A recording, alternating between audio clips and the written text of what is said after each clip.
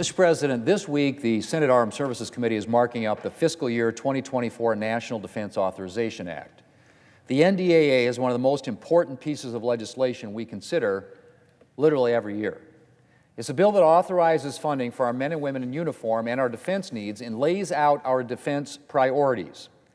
And hopefully it's one of the things that forces us to sit down and seriously consider the state of our national defense and what we need, both now and in the future, to ensure that America's military is prepared to deter and, if necessary, confront any threat. Mr. President, I like to say that if we don't get national security right, the rest is conversation. And it's true. All these other things that we debate and talk about, if you can't protect the country, really end up being very secondary. The security of our nation is the precondition for everything else, for the continued enjoyment of our freedoms, for a flourishing society, for a healthy economy, for government's ability to do anything. My Democrat colleagues these days often seem to think we can let defense spending take a back seat to Democrats' latest big government initiative. But that betrays a fundamental lack of understanding of reality. We live in a fallen world, Mr. President, and as long as we live in a fallen world, there will be evil people bent on aggression. And so our national defense is not something we can ever afford to minimize or take for granted. We have to be prepared at all times to deter and to meet any threat. Mr. President, the United States has a reputation for having one of the strongest militaries in the world. And while that reputation is deserved, Mr. President, the fact of the matter is that our military readiness is not where it needs to be. Thanks to budgetary impasses and increased operational demands, by 2018, our readiness had eroded to the point that the bipartisan National Defense Strategy Commission released a report warning that we might struggle to win a war against a major power like Russia or China. And while we have made progress since then, we're still a long way from where we need to be. Recent U.S. war games positing a U.S.-China conflict following an attack on Taiwan have had grim results, showing enormous military and economic costs on both sides. One news story on these war games noted, and I quote, "And while the ultimate outcome in these exercises is not always clear, the U.S. does better in some than others. The cost is clear. In every exercise, the U.S. uses up all its long-range air-to-surface missiles in a few days, with a substantial portion of its planes destroyed on the ground." End quote. Let me just repeat that line, Mr. President. In every exercise, the U.S. uses up all its long-range air-to-surface missiles in a few days, with a substantial portion of its planes destroyed on the ground.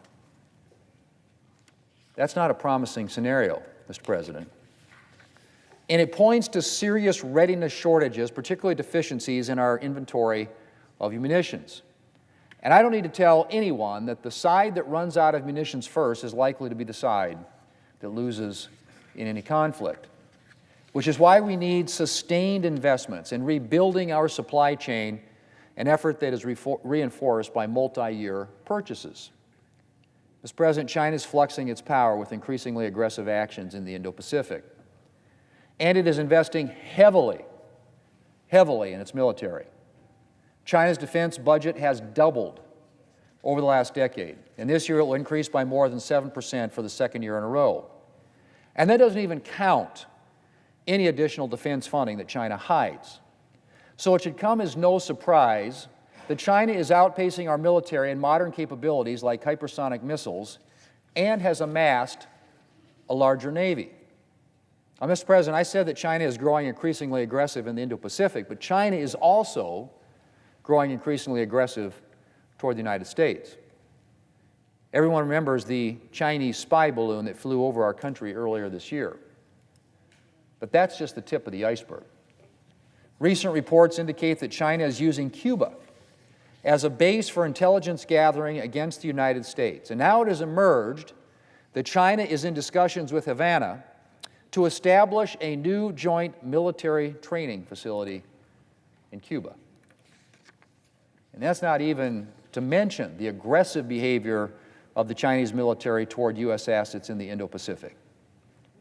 It is impossible to overstate the necessity of ensuring that we have the military and economic strength necessary to deter attacks from China or, in the worst case, confront and defeat them.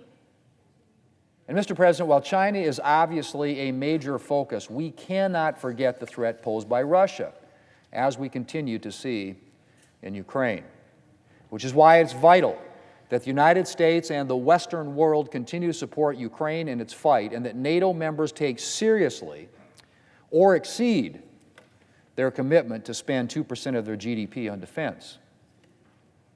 And outside of great power threats, there are rogue nations like Iran, which is deepening its ties with both Russia and China, and is dangerously close to becoming a nuclear power. And so, Mr. President, the legislation the Senate Armed Services Committee is considering this week is vital. And I hope the markup will produce a strong bill that helps address the shortfalls in our readiness. I put forward a number of proposals that I hope will be included in the final legislation, with full funding for development of the new B-21 bomber, which will be housed at Ellsworth Air Force Base in South Dakota, at the very top of my priority list. I'm also working to ensure that in addition to funding for the B-21 and the necessary support facilities, the Ellsworth area gets the resources it needs to support the military personnel and their families who will be coming to the area with the arrival of the B-21s. Mr. President, Ronald Reagan once said, and I quote, "We know only too well that war comes not when the forces of freedom are strong, but when they are weak. It is then that tyrants are tempted," end quote. Today, as ever, it is vital that we make sure the forces of freedom are strong. And I will do everything I can to help ensure that this year's National Defense Authorization Act advances our nation's readiness so that we can be prepared to deter any threat or meet it if called upon. Mr. President, I yield the floor.